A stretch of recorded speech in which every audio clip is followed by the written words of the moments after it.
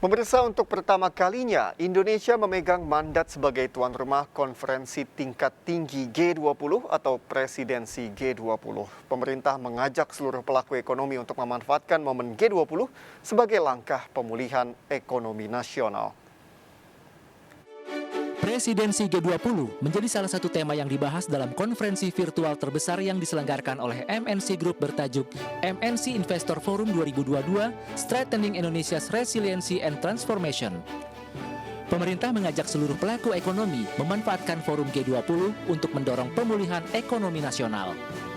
Dalam ajang yang diikuti 19 negara dan satu lembaga Uni Eropa ini, ada 3 prioritas utama pemerintah dalam forum G20, yakni arsitektur kesehatan, transformasi digital, dan transisi energi.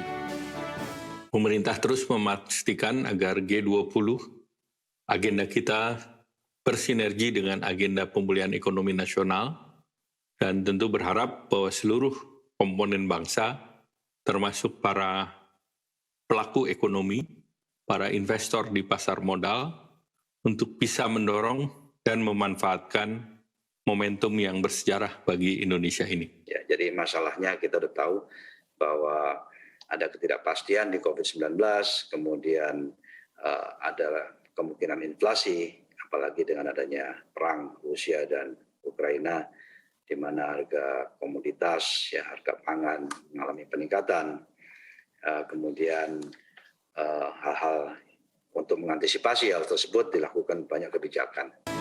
Pemerintah melalui Kementerian Keuangan berharap forum G20 dapat mengantisipasi kemunduran ekonomi akibat pandemi COVID-19. Yang kita lakukan adalah melakukan sinkronisasi.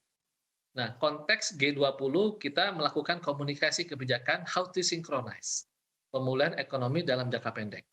At the same time, ada recover stronger-nya. Ini sebenarnya dimensinya adalah jangka menengah dan jangka panjang. Luka akibat pandemi dengan turunnya investasi, pengangguran, produktivitas yang semakin menurun, ini tidak bisa diatasi dalam jangka pendek. Ini harus jangka menengah dan jangka panjang.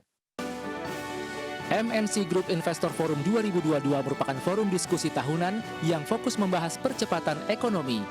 Sejumlah tokoh ahli menjadi pembicara, seperti Menteri Kesehatan Budi Gunadi Sadikin dan Menteri BUMN Erick Thohir. Tim Liputan iNews melaporkan.